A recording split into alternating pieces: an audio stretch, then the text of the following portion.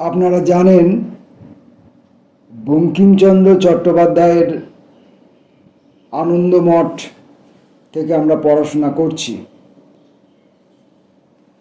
ঘটনাক্রমে পরিবর্তিত পরিস্থিতিতে আনন্দমঠ, বিশেষ করে বন্দে মাতরম গানটি এবং আনন্দমঠের অভ্যন্তরস্থ বিষয়ের মধ্যে কিছু অপ্রীতিকর কন্টেন্ট বিষয় এই সময়ে প্রাসঙ্গিক হয়ে উঠেছে এবং কিছু মানুষের কাছে প্রিয় হয়ে উঠেছে।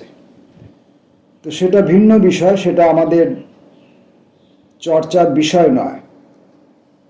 আমাদের বিষয় হচ্ছে যে সাহিত্য সম্রাট বঙ্কিমচন্দ্র চট্টোপাধ্যায় তার যে সমস্ত উপন্যাস আমরা পড়েছি, যেখান থেকে আমরা সাহিত্যের প্রারম্ভিক শিক্ষা অর্জনের সম্ভাব্য উপায় খুঁজে পেয়েছি, সেগুলোকে ফিরে ফিরে দেখার একটা পুনঃপ্রচেষ্টা করতে চলেছি এবং সেই পুনঃপ্রচেষ্টার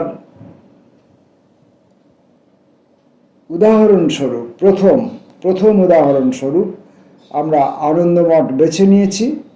আমরা আনন্দমঠের অনেকটা অংশই পড়ে ফেলেছি, খুব অল্প অল্প করে পড়ছি, কারণ এটা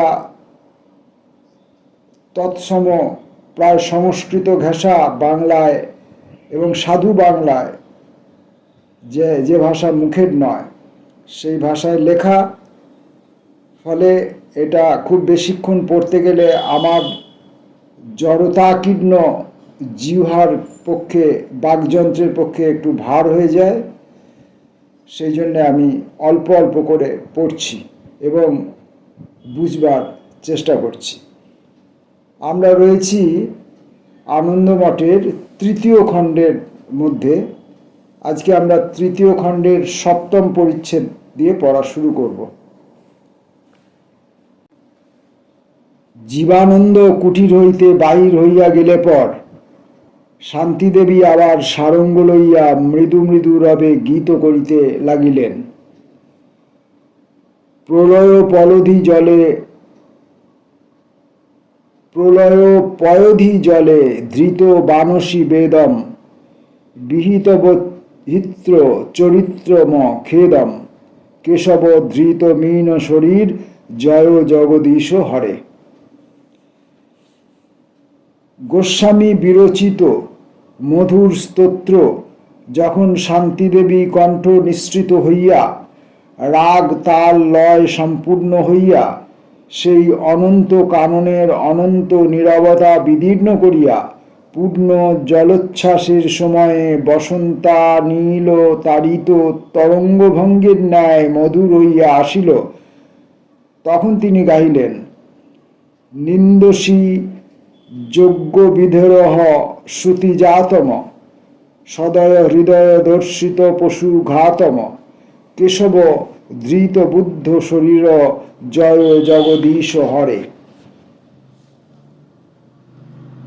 শান্তিদেবী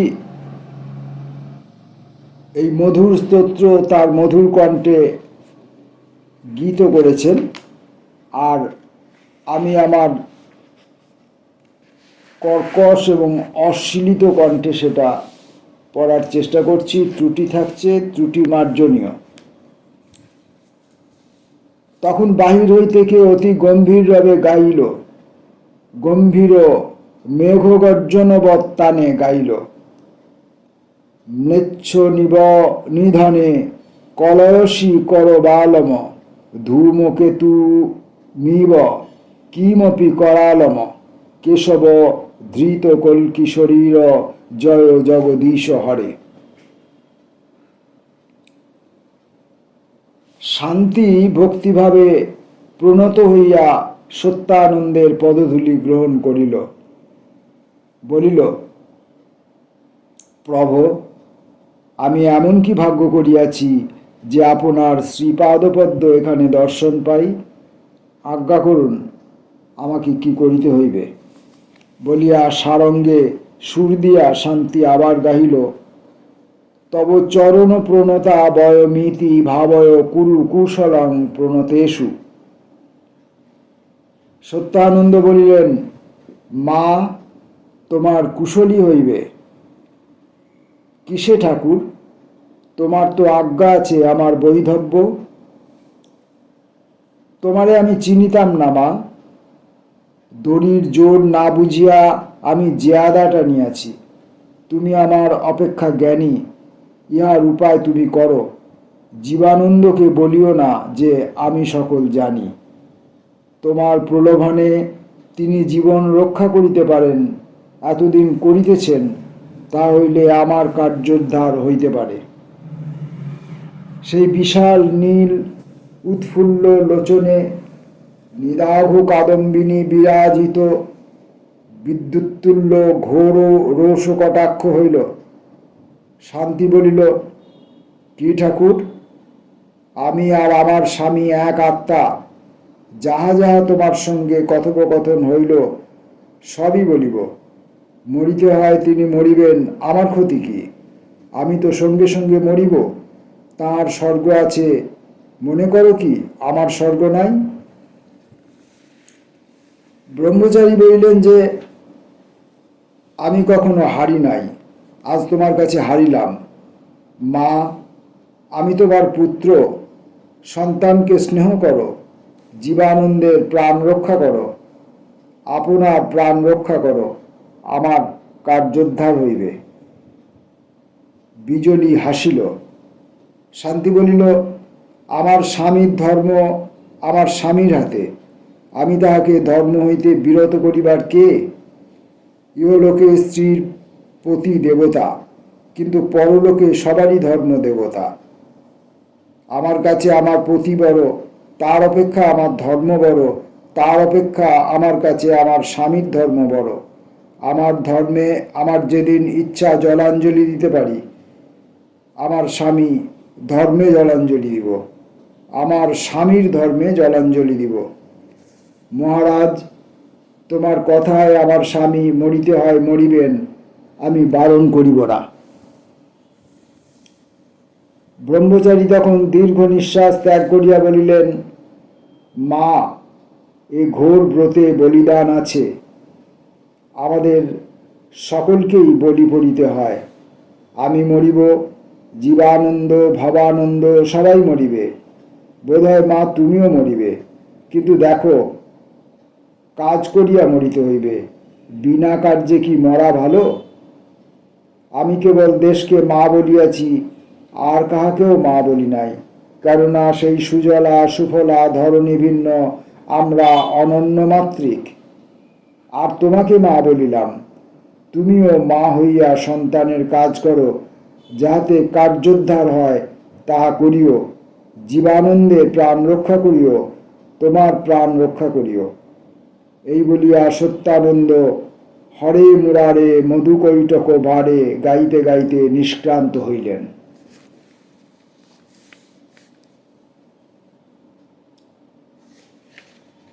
আসব অষ্টম পরিচ্ছেদে। ক্রমে সন্তান সম্প্রদায়ের মধ্যে সংবাদ প্রচারিত হইল যে সত্যানন্দ আসিয়াছেন। সন্তানদিগের সঙ্গে কি কথা কহিবেন এই বলিয়া তিনি সকলকে আহ্বান করিয়াছেন। তখন দলে দলে সন্তান সম্প্রদায় নদী তীরে আসিয়া সমবেত হইতে লাগিল।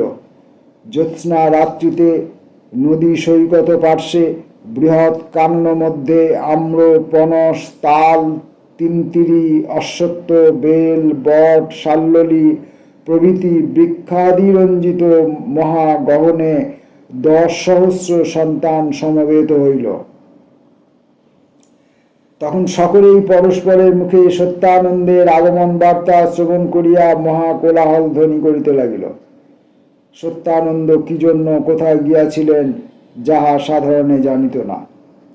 প্রবাদ এই যে তিনি সন্তানদিগের মঙ্গল কামনায় তপস্যার্থ হিমালয়ে প্রস্থান করিয়াছিলেন। আজ সকলে কানাকানি করিতে লাগিল, মহারাজের তপস্বিদ্ধ হইয়াছে, আমাদের রাজ্য হইবে। তখন বড় কোলাহল হইতে লাগিল, কেহ চিৎকার করিয়া বলিতে লাগিল, মার মার, নেড়ে মার। কেহ বলিল, জয় জয়, মহারাজ কি জয়। কেউ গাইল, হরে মুরারে মধু কৈটক ভারে। কেউ গাইল, বন্দে মাতরম। কেউ বলে, ভাই এমন দিন কি হইবে, তুচ্ছ বাঙালি হইয়া রণক্ষেত্রে এ শরীর পাত করিব।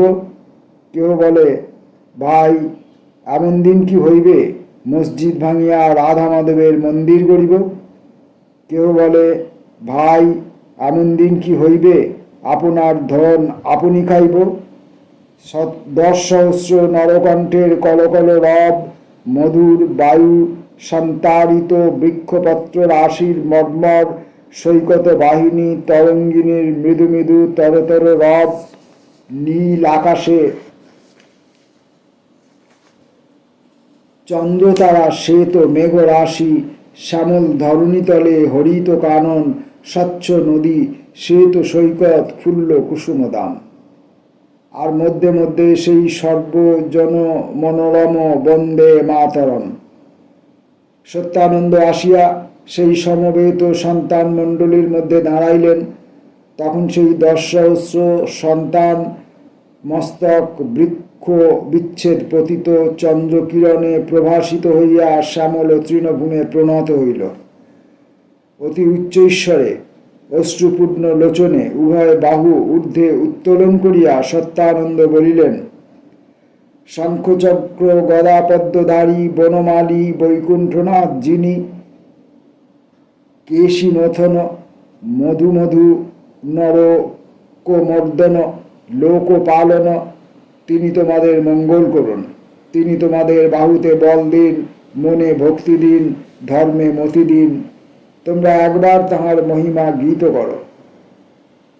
তখন সেই সহস্র কণ্ঠে উচ্চ ঈশ্বরে গীত হইতে লাগিল, জয় জগদীশ হরে, প্রলয় পয়োধি জলে ধৃত বানসী বেদম, বিচিত্রব হিত্র চরিত্র খেদম, কেশব ধৃত মীন শরীর, জয় জগদীশ হরে।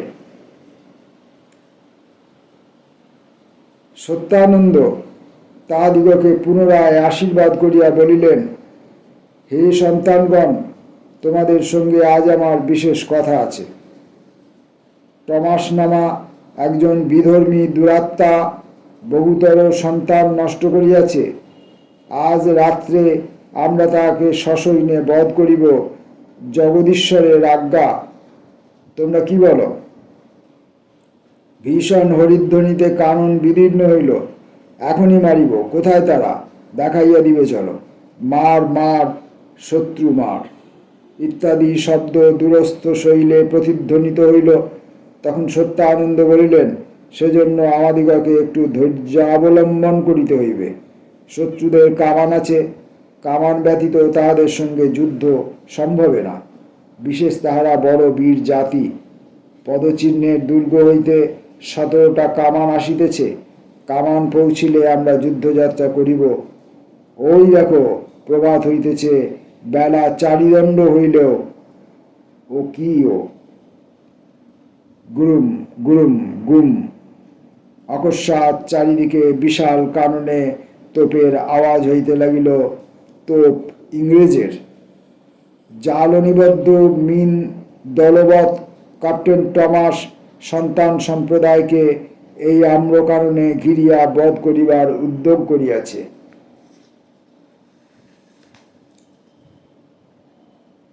অষ্টম পরিচ্ছেদ শেষ হল। কিছু অপ্রীতিকর ব্যাপার যা আমার পছন্দ নয়।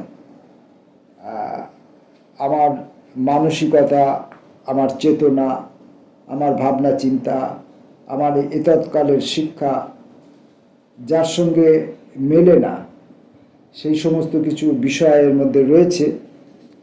সেই বিষয়গুলো আমার পাঠের বিষয় বা তার সঙ্গে একাত্ম হওয়া আমার উদ্দেশ্য নয়। আমি আগেই বলেছি, আমার উদ্দেশ্য শুধুমাত্র সাহিত্য সম্রাট বঙ্কিমচন্দ্র চট্টোপাধ্যায়ের সাহিত্য কীর্তিকে আর একবার ফিরে দেখা। নমস্কার।